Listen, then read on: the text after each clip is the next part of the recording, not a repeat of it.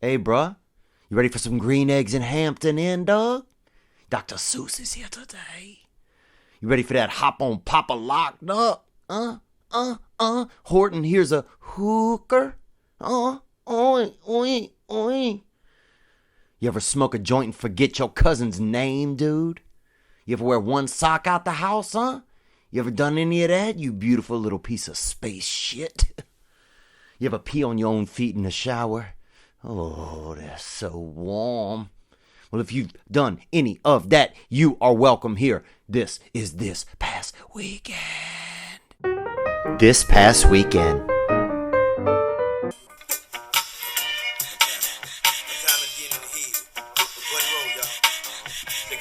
I don't know what this world's gonna be, but I know one thing.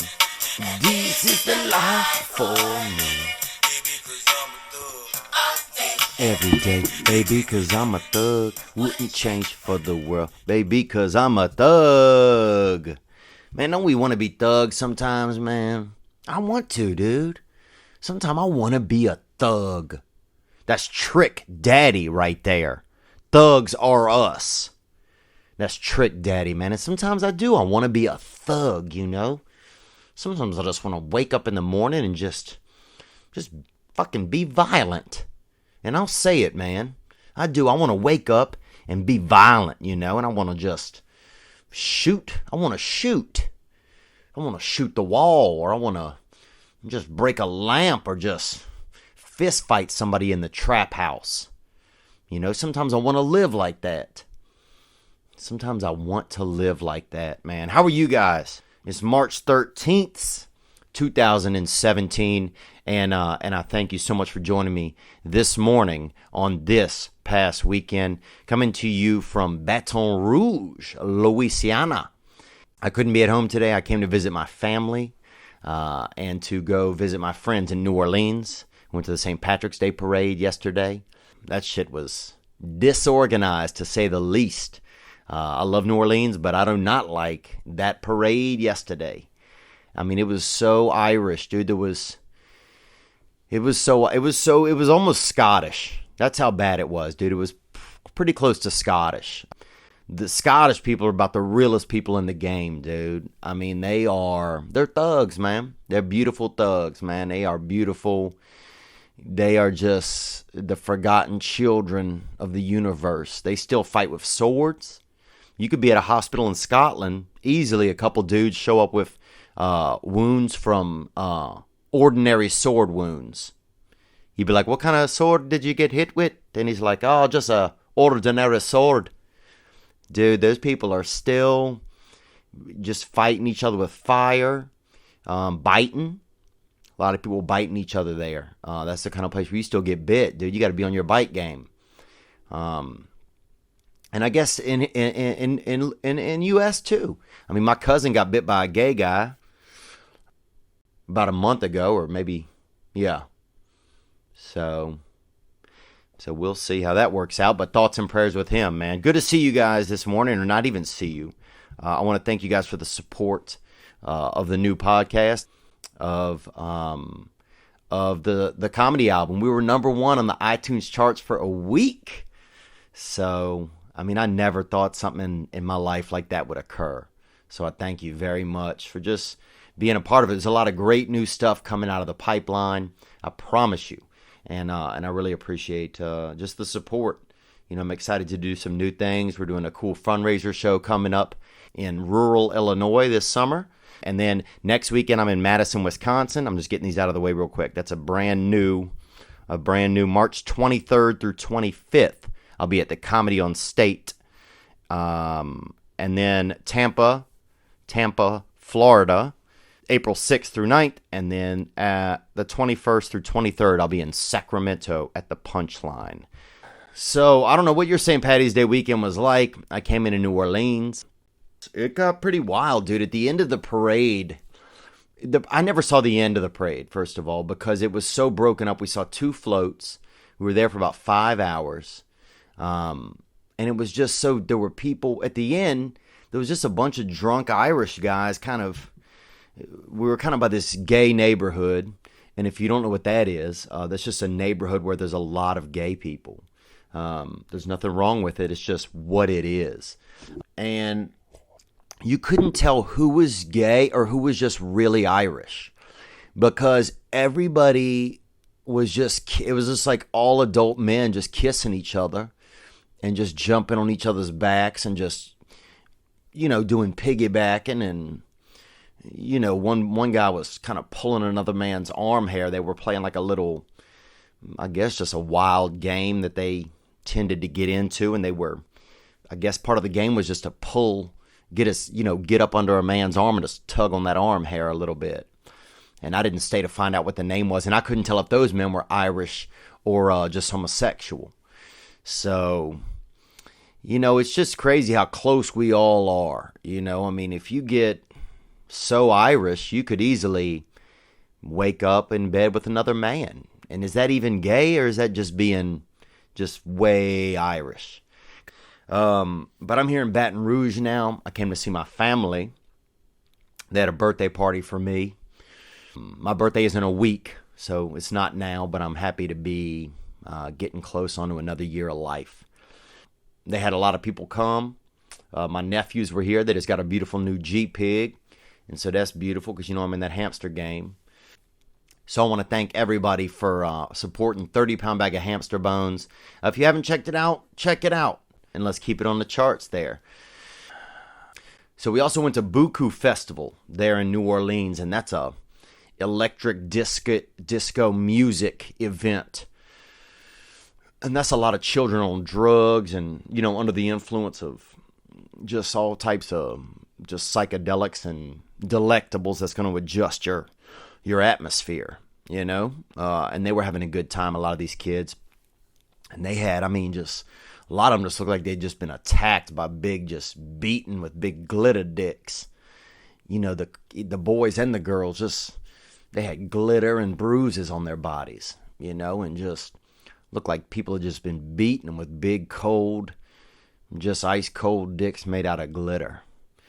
And we saw Run the Jewels band, and that is a mixed couple of men that get up there and really put it together. And we saw a couple of other bands that I didn't really get into, but they had kids dressed up like rabbits and all type of animals, outdoor animals, and they were chewing on pieces of plastic, and like children, dude. They were hopped up on that dust, They were hopped up on that dust, man. And I've been out there, I'm not judging these kids. I've been out there,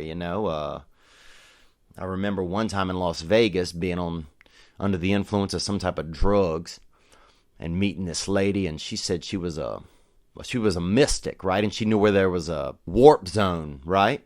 And I was high, dude. You gotta be high to think somebody knows where there's a warp zone, thinking back on it. And next thing you know, it's 11 a.m., dude, and I'm milling around Las Vegas with this lady. We're probably about 30 miles outside of the city. Got near some rocks and stuff, and I got scared. That's when I started sobering up and got scared, and I was pretty, I was bent out on that dust. So I've been going through some tough times at that point. But yeah, if you know a woman, she wore like a parachute or a cape, and this lady's probably in her late 40s, and you just got to be careful. And that's what I don't like about some of those drug-induced events, is that things can go astray quickly, and you could end up, first you're with your friends and you chewing on plastic and having fun, and next thing you know, you're out looking for a warp zone with a woman in her, light 50s or heavy 40s in the desert. And so that's really alarming stuff. But that was called Buku Music Festival down there in New Orleans. A lot of children on that dust and uppers, and just fragmented. Their brains some of them their brains just dripping out of their eyes, And some of it looked beautiful, but I don't practice, drugs. So that's where I'm at right now. What else? I'll give you a sensual update, man. I'm staying off the masturbation now. I think I have 3 days. So obviously that's not much of an update. But I'm feeling full. I'm feeling fuller below my, below my tool, below my pecker. Really, I'm feeling fuller. And that's a nice feeling, to be walking around with your nuts just feeling qualified, feeling like when I look a woman in the eyes that, I could spray out if I need to. I could feed the family if I need to. If we hit that Great Depression and everybody got to sip up, that daddy's going to bring a meal to the table, and that's a nice feeling to walk around with your nuts full, not spent out like I'd been doing because I've been doing masturbation. Sorry. I know I'm caught up. Guys, for some reason I cannot seem to do this podcast at a regular time. It's 2:30 a.m. here, Central Standard Time. But I made it here to Baton Rouge, which is where I am now. It was a beautiful birthday party, man. The kids, they did everything. They were, laughing and fighting, crying, beating. People was doing urine outside, inside.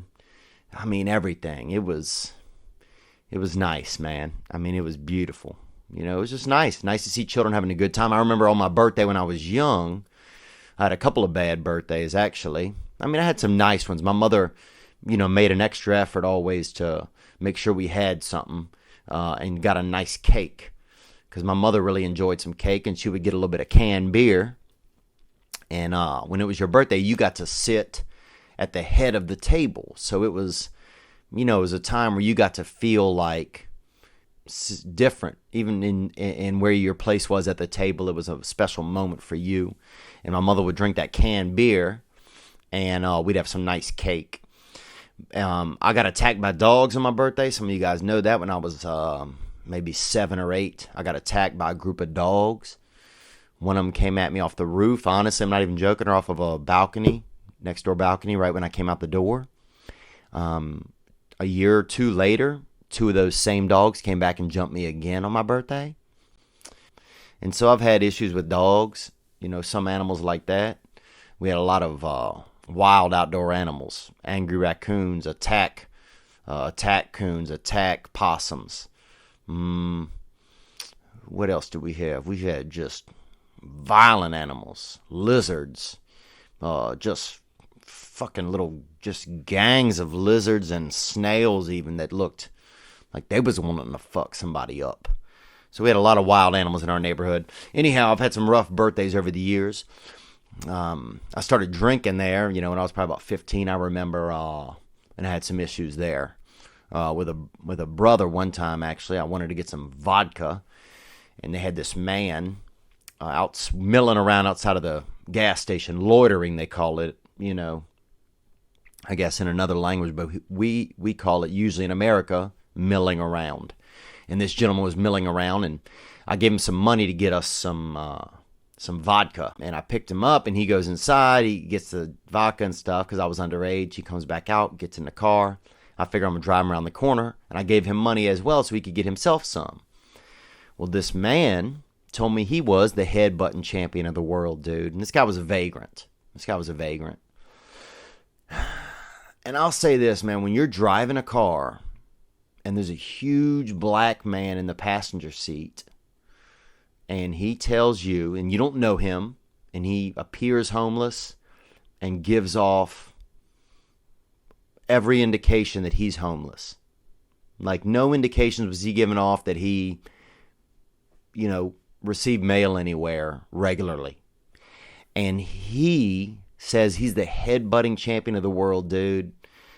It's alarming, man. And I remember I pulled my car over because if I'm getting headbutted, bro, I'm not doing it while I'm driving, So I pulled the car over, and he goes, yeah, I'll show you. And I didn't want to see. But I didn't know how to appease him and really make it out of this situation okay. So we're pulled over, and he takes my head, turns it to him, rears back, and this guy had a big head, looked like imagine a big head that's dark looking. And this guy rears his head back and just bam, slams it right into my head, blacked out, knocked me out unconscious. Definitely the champ as far as anyone I'd ever met. And I woke up, or came to, he was gone, vodka was gone, and that was it. That was another birthday. So I've had some tough birthdays, but this was a beautiful one. The kids were here, everybody was here. They had other people brought their children, And it was just nice, man. It's just nice to spend some family time together. It meant a lot to me. We got a lot of great calls that came in from people. Some I can't even get to this week, but I'm going to hop into a few of them. But that was my weekend.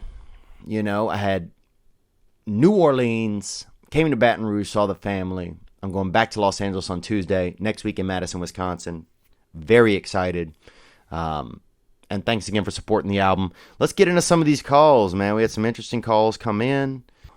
Let's check it out. Hey, Theo. So, I'm out here in Portland, Oregon. I just want to get your advice. I moved out to Portland last year, and to further expand my social circle, I started playing that Tinder game. On Tinder. I was doing pretty good at the game for a while, but not so long ago, an odd stuff popped up.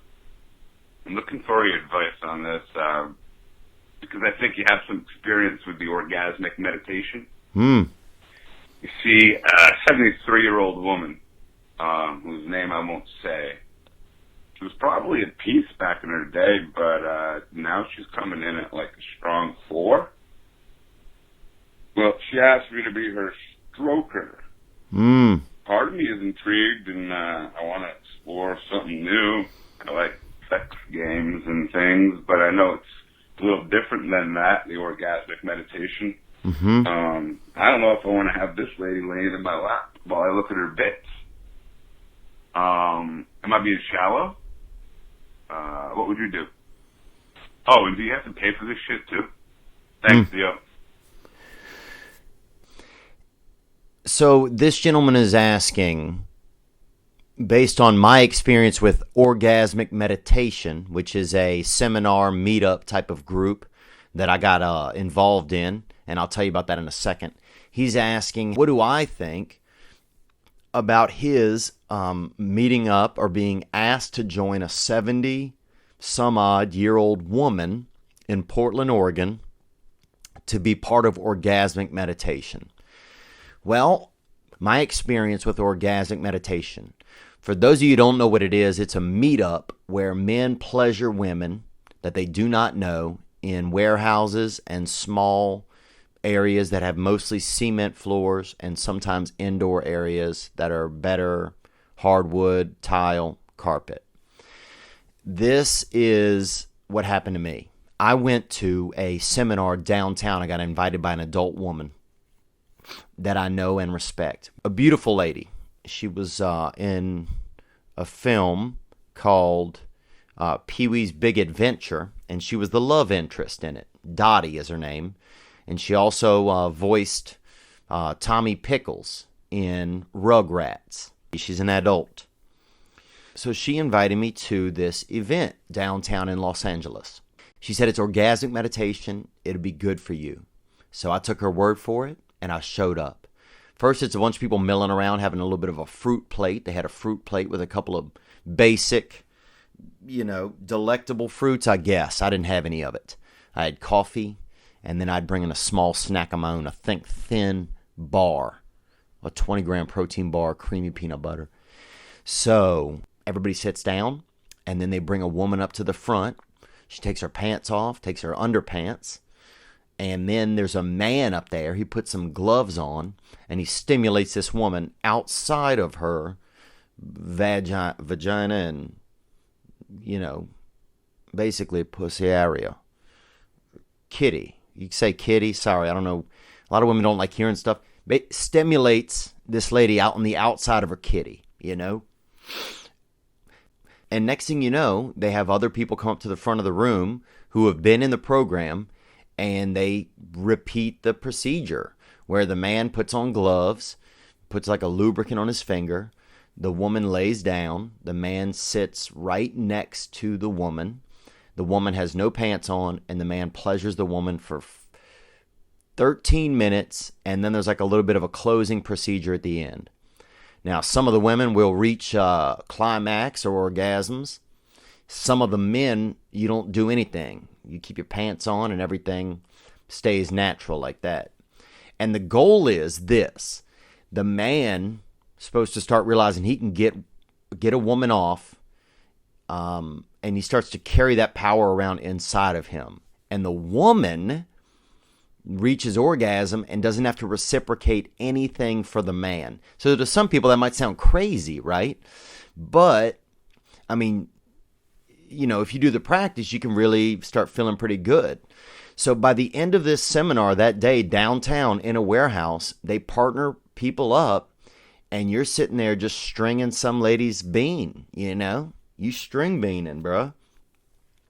You're just, doing the practice. There's a moderator walking around. There's 70 other people, who are laid out and just partnered up, and the men are doing their best. And you can tell what place you're coming in because the women are, hitting that finish line, bro. Just, it's like a big symphony of orgasms going off unless you're not doing the practice well. So, I remember at the end of this seminar thing, they had this one dude. He was in a wheelchair, because some people's just coming to meet women, and this is this gentleman seemed like he'd been having a tough time. He might have been a gangbanger or something. He was kind of thugging and his legs were really, feeble. His legs were practically braided. He was pretty much a gangbanger, it seemed like, and his hair looked kind of cornrowed up, and even his legs were kind of cornrowed almost, just braided, really. That's what kind of situation he was in. That's how hard he was banging, I guess. I don't know his existence, but I do know that he was in there, and we had to partner him up with somebody. So he gets partnered up with this lady who was really the prettiest lady and that I thought visually most attractive to me. So we get him out of the wheelchair. We lay him next to the lady. His hands still work, so he's out there, doing work, putting in time. He's just Morse coding out there on this broad. And next thing you know, she's spraying out and they're partying, and not like in a unprofessional way. Just, it's, you're okay within the confines of the practice of orgasmic meditation to, bring the woman to climax. So people are maxing out all across the room. And I'll say this, man, for what this practice does for people's spirit. Me and another guy picked that fella up out of his wheelchair and laid him next to this lady, his partner, that he got partnered up with. And then when we put him back in the chair at the end of the practice, he felt lighter. And that may sound crazy, but this gentleman felt lighter. And that's when I felt in my own self that this practice is lifting people. And so next thing you know, I showed up at this thing, and I leave that day, and I'm now, I guess I'm licensed. I'm licensed in the practice. And then they had meetups, and they still do. I don't go to them currently, but they have meetups around the city where you would meet up in like an abandoned, not abandoned because I sound very homeless, but you would meet up in a center or like a center where they sold art or bad art, and you would do the practice, And you could meet up during the day. Like there were days where I'd be driving across town doing errands and stuff in Los Angeles and then stop off, twiddle a bean and get, because it builds up your bravado. So I walk into a lady's place, like I don't have any problem really meeting ladies. That's not my issue, but I wanted to see what this experience was like. And you walk in and you bean up a girl, just bean me up, Scotty. And then you walk out and you don't achieve any stimulation yourself, but you walk out of there after a couple of ladies. It's like you're walking around with a couple 6-shooters, you got that power in your fingers, dude. You're like damn Harry Potter, dude. And you feel that empowerment inside of you, just that ribicus zippicus on that vagiticus, you feel like you're capable of bringing women to orgasm. And so you have that empowerment, and the women, they get to achieve orgasm and don't feel like they have to reciprocate anything for the men. So it's just a feeling of them being able to feel good. So anyway, if you want to get involved in something, orgasmic meditation, that's what it is. Sorry to have gone on so long about that, but I had to explain it to you. So I will say this, my buddy from Portland who asked about this, I would get into it because what you're going to learn is that all women deserve to feel pleasure. I was, getting partnered up with women that I probably would never normally have talked to maybe or gotten or reached, like, because you usually try to date within your age range and stuff. Like, these were women I wouldn't partner up with. So you start to realize that there's some commonality there, that we all want to feel something and that we all want to feel some sexuality. So I'd give it a shot, man. I'd give it a shot. It's called the Stroker. That's what it is called, as you mentioned. And I don't think there's a buy-in. It was free when I got in. So it might be free still. So get out there and give it a shot, man. I'd love for you to call back and let us know how it was if you did have a real experience. Let's hit another call, man. This past weekend. Hey, how's it going, Theo? Big fan. My name's Malik. Come from Sacramento, California, and I want to ask you a question / some advice from you. One thing I've been struggling with a lot in my adult life is anger issues. I think it stems from, not being super close to my father growing up. Plus, I used to get bullied when I was a kid. I was a late bloomer. I hit puberty. Long story short, now I'm just some 6'2", 215-pound ripped up black dude who's pissed as fuck all the time. It sucks. You would have seen, like, when shit happens to you in your podcast that you things may get to you, but you don't react violently. And I want to ask, what do you do to not get so fucking worked up? When things happen in your life. I appreciate it. Thanks for your time, Theo. I appreciate you calling in, man. This is, it's tough how do you get rid of that childhood anger as you become an adult? If you had issues with your dad, you probably were used to dealing with things on your own. If it sounds like you guys weren't close. So now you are as an adult, probably still have some childhood stuff you're trying to deal with. But at least now you're not dealing with it on your own. You're talking about it. It's obvious you don't want to be, you don't want to be the angry black guy. Not to say that, but that's the real of it. You don't want to be that. And you don't want to be just an angry guy, And that's real, man. It's neat to hear that the angry black guy doesn't want to be the angry black guy. That's what's interesting, Because usually you see the angry black guy, you're like, oh, that guy loves being that guy. But here he is, and he doesn't. And he doesn't love being that guy. So it's neat to hear this from your perspective, man. I got a friend who's a flasher, bro. I'm going to say that. And it's a disease. It's an illness that he has. And to hear it from his perspective is crazy. Because the last thing he wants to be is a flasher. Somebody that's just showing junk. Just SJing around town. He doesn't want that. He wants to do other stuff. He actually wants to do contractor work. He wants to be a contractor. A licensed contractor. But he's busy. He's caught up in the throes of this flashing because he's out there showing. And it's neat to hear this from your perspective, man. You don't want to be that guy. So if I had to give you some honest advice, man, I would say start doing some white people shit, bruh. Get one of those bedside things that make the sound ambient noise. White noise, they call it. That's about the whitest thing you could do. Get a machine that makes white noise. I think that kind of could help you tone it down. I pretty much mostly do white people shit these days. I used to do a lot of, multicultural activities in the day. We used to pop off a little bit and get a little bit Latino and even, I'd get Russian sometimes with some of these ladies. But, now these days I'm keeping things Caucasian. I'll turn up a little bit sometimes if it's a playoff game. So, I do appreciate you calling. It sounds like you that strong, bruh. You strong enough to get through this. Take a week off the gym and work out on what's inside, man. Just start working out on it. The first day you might not feel it, but you'll get there. You'll get there, man.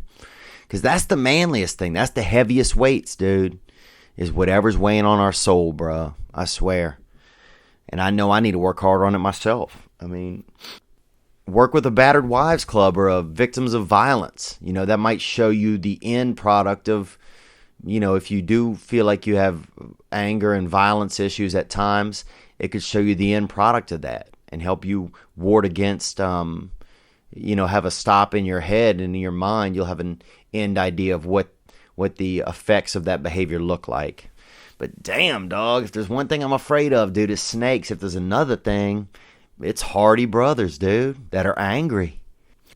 I'm saying this. Anybody can get in there and lift the weights. But sometimes the strongest thing you can do is lift that bullshit that's off your brain. Get in there and work out that muscle. Because that's the irony of it is sometimes we get ourselves physically so in tune, but all we really want is to get that weight off of our chest or off of our shoulder. You said you might have been bullied growing up or whatever. I got attacked by animals on my birthday, man. I don't know if that's bullied, but it's wild, And I don't want to see you out there headbutting children like that man that did me, Maybe he was you. Maybe he had anger issues and he never dealt with them. And then there he is, 15 years later, headbutting school children for vodka. I'm not saying that could be you, but, if you don't get into the gym, that brain gym, that soul gym, and start to figure out what it is, things can get squirrely. This G-Pig's, wow, get off that laptop. Damn, he's so wild. Boy, come on, dude. He trying to use a Photoshop, man. He trying to use Photoshop. I'm so tired. Look at that. Look at them holes in my face. That's my eyes. All right, man. This past weekend. All right, so this is Baton Rouge. On the way out, we're going to listen to, a little bit of Boosie Baby.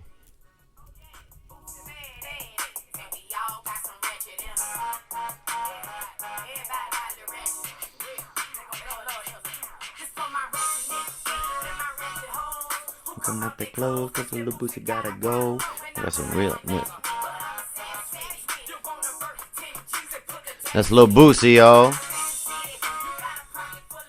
With some saggy titty, and you the sickest of them. Y'all be good, man. Take care of yourselves. I'll see you guys next time.